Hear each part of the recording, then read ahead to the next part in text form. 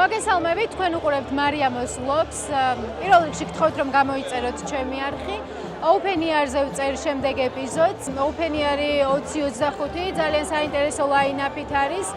წელს სრულად ქართული ბენდები, ქართული მომღერლები, არც ერთი უცხოელი სტუმარი, მათ შორის ჩვენ სცენაზე გუშინ მოვუსმინეთ მერაბ სეფაშვილს, ველოდებით ნანი ბრეგვაძეს, პაატა ბურჭულაძეს, რაც საკმაოდ უცნაური არის OpenER-ის ტრადიციიდან გამომდინარე.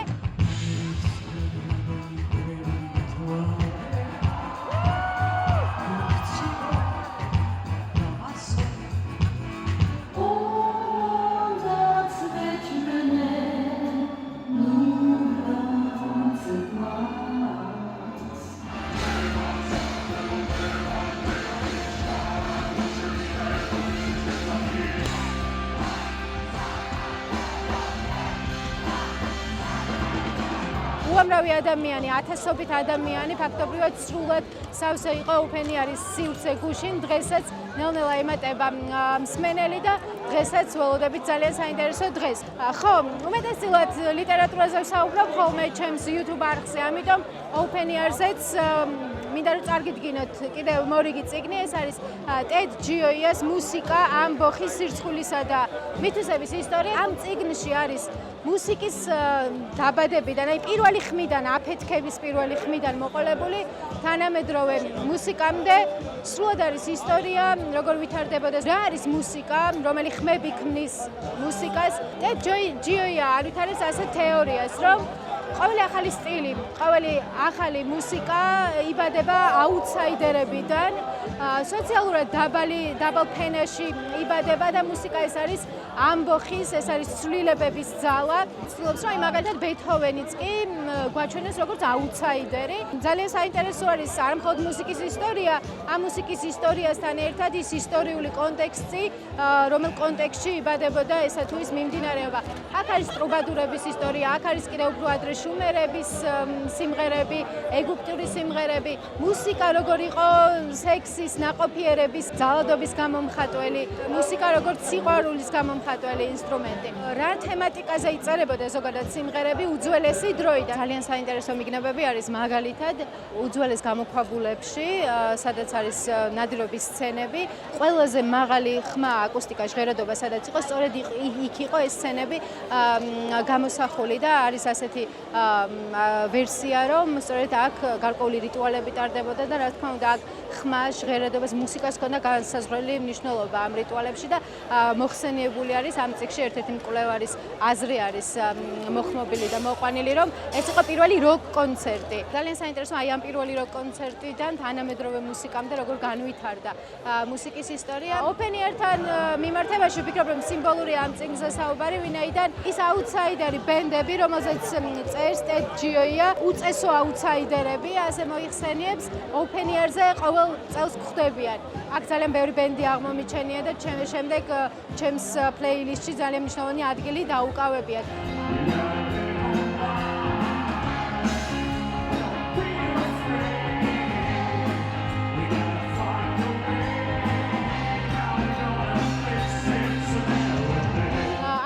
და OpenER-ი წელს პოლიტიკურად ძალიან დატვირთული არის.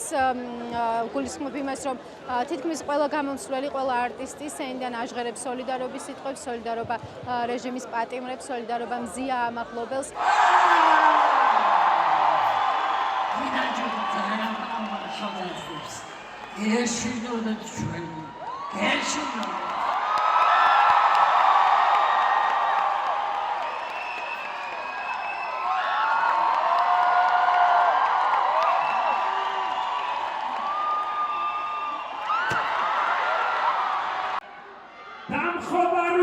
რეჟიმს თავისუფლება რეჟიმის წყლებს ცოცხლი ოლიგარქიას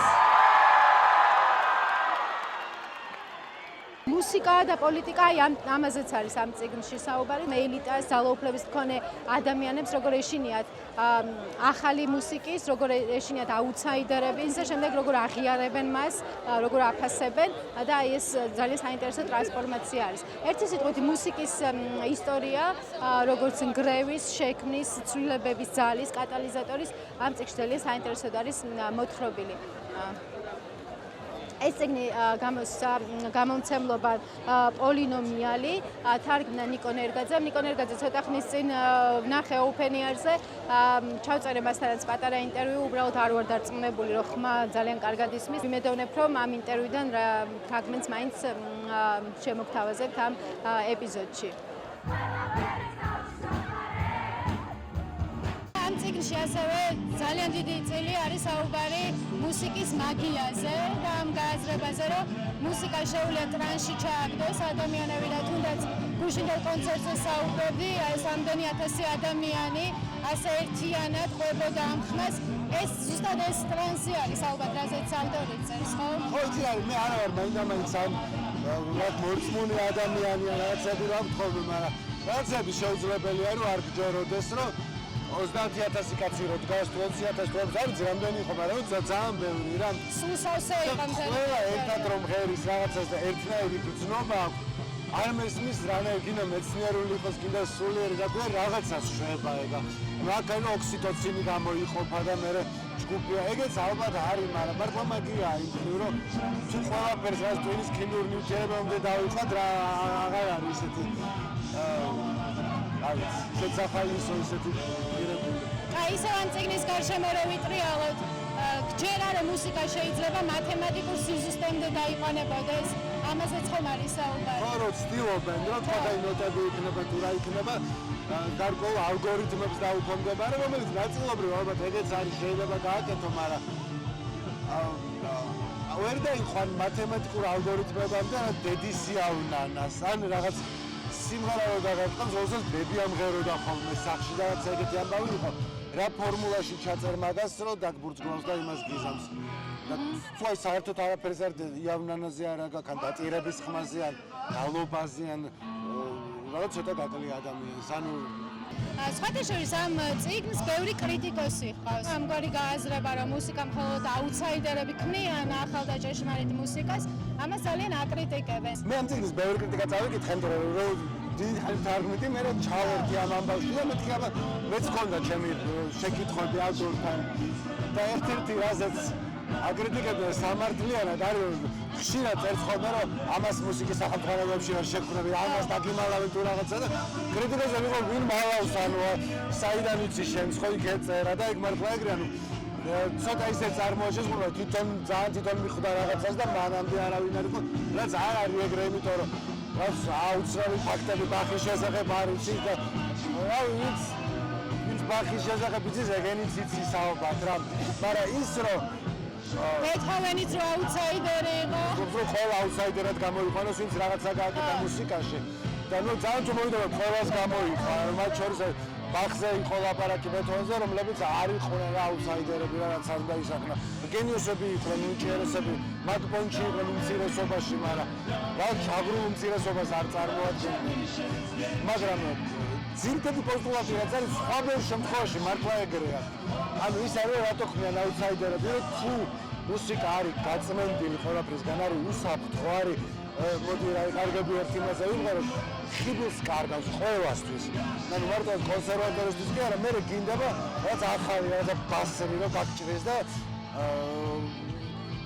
თვითონ აჯერებს ზოგადად სულ ციკლი. ჩდება რაღაც ახალი როკ-ენ-როლი, ჰიპ-ჰოპი რაღაც გინდა. და თავიდან ამას ერჩიან, რომ უმე როკ-ენ-როლი არ შეიძლება ლედზეპელის თუ მოусმენ სატანისტი გახდები ასე შემდეგ. მე გავიდა 20-30 წელი და ის პატარა ლედზეპელის ხალხი ვინც იყო, ხო ბიძები არიან, ბაბუები არიან და სხვებს მოძღვრავენ, რომ ნამდვილი მუსიკა ის იყო მარკა ჩვენი 70-იანების. მაგრამ ამ დროს უკვე ეს ლედზეპელის აღარ აქვს ის სიბასტა, რომელიც კლასიკური როკი ქვია, გადასარევი მუსიკაა, მაგრამ რაც ეხა ამ წუთას კეთდება და რაც ცოტა ზარავს ხალხს აღარ არის. მოგეთ თუ არ დაგზაფრა რაღაც ხარი მშობლები თუ არ შეაშინა, ისეთი ის არ აქვს ხიბლი. ნიკო, ელიტებზეც ვილაპარაკოთ და აი დღევანდელ რეალობაშიც რომ პარალელი გავალოთ, აი ოპენიერი ტარდება და ეს რა ხალხი დადის და მანდ რა მუსიკას უსმენენ და ელიტებზე იყო საუბარი, ხელისუფლება და ელიტა, რომელსაც ამ აუთსაიდერების მუსიკის ეშინია, გვიან აფასებს და აღიარებს მერე. აი ეს პარალელი ჩვენთან როგორ ხედავ ამ პარალელს და ამ თეორიაზეც როგორ? ხო, ჩვენთანაც კრიტიკას რომ მოუბრუნდეთ წიგნის ხშირად ამბობს რაღაც ელიტები, ძალაუფლების მქონენი და ხან ახსნის ვინ იგულისხმება, ანუ ვიღაცის პრეზიდენტია, ვიღაცის ეკლესიის ლიდერია თუ ხალხაშეული კონსერვატორიის დირექტორი იყოს. სრულად განსხვავებული ის აქვს ხოლმე ელიტურობის ხარისხი და ძალაუფლების ხარისხი, ასე რომ არ ვიცი. ის წერს რომ ვინც ამას თქვა აპროტესტებს, ყველა ელიტას წარმოადგენს, ზოგი არის ვისაც ფერადი ახალგაზრდები აღიზიანებს, მაგრამ არ წარმოადგენს მაგას ელიტას უბრალოდ არ უყავს. ხო, ანუ მარტო ელიტა, ანუ ელიტა ხელისუფლება რაღაც ძალები მაგას ჩემი აზრით და ამ წიგნის მიხედვითაც ესეთ რაღაცას რომ როცა აქ შეიკრიბე და ვიღაცებს არ მოწონდა, ვიღაცებს ეხამუშებათ, მაშინ აქ ფასე ყველაფერი დასაშვები რომ არავის აღარაფერი აღარ უკვირს, მიდი რაც გინდა აკეთე, შენთვის საცხოვრებლად უფრო კომფორტულია, მაგრამ როგორც ვთქვი, ხელოვნების ხარისხისთვის არის ოდნავ შემზღუდავი რომ ყველაფერი თუ დაშვებული და აი რაღაც გადახვალ რაღაც საზღვრებს და ყველა ისე რომ აღარ გააკეთე. ცოტა ის უნდა შეხვდეს წინააღმდეგობა, ესე იმიტომ რომ წინააღმდეგობა თუ არ შეხვდეს, ესე იგი რაღაც საზღვრებს არ გადადიხარ და საზღვრებს არ გადადიხარ. ესე იგი იგივე რაც მანამდე იყო, იგივე საკეთებ. ძალჭკვიანურად ჩამოაყალიბე, ხო ძალიან მომწონს. ძალიან. ოს მითხარი, რადგან ამ წიგნზე ბევრი ვისაუბრეთ, აი ვის ურჩევ რომ წაიკითხოს, ვისაც აინტერესებს მუსიკის ისტორია, ვისაც არ აინტერესებს. ანუ არის ეს წიგნი ყველასთვის? ანუ კი როგორ თან რაც რამიღამია, გეძე რაღაც რადიოები და შეიძლება პროსტა გადაშალო. და აქ უცებ რაღაცები დაამუღამო რა, ანუ თუ არ გაინტერესებს რაღაც ბახზე ისა გადაახტები იმის თავს და მე თან თუ არ გადაახტები უცებ საინტერესო რაღაცას გაიგებ. კაიცა საკითხია, არა ტვინს არ გებურყავს ტიპი რა მუსიკაზე გიყვება ამბობს. და მე ხა ბოლოში რაც მივიდე ჰიპ-ჰოპი რაღაცა აქეთ ბევრ საუკუნის მუსიკა საკაიფო ვიცი, მაგრამ ძალიან ბევრი რამე ახალი გავიგე. მადლობა რომ ისქანი დამიძახედათ. მადლობა საინტერესო საუბრისთვის. დღეს მე მგონი კარგი კონცერტები გველოდება. ნახოთ, აბა, ახლა ჩავახვიდე. ვისაუბრები ყველაზე მეტად? კორტიზის მაინტერესებს როგორი იქნება. მერტენამს არა, მექანიკალ რეინბოუს იქნება და კაი. მექანიკალ რეინბოუს. და ეგეც აი პოპის მუღამში ხო და ცოტა წავიცეკობთ იქნება, მოკლედ კაი იქნება. წარმატებები. მადლობა ძალიან დიდი. შევხვდებით შემდეგ ეპიზოდზე და აუცილებლად გამოიწერეთ ჩემი არხი. ეხლა წავედი მეც მოვუსმენ მუსიკას.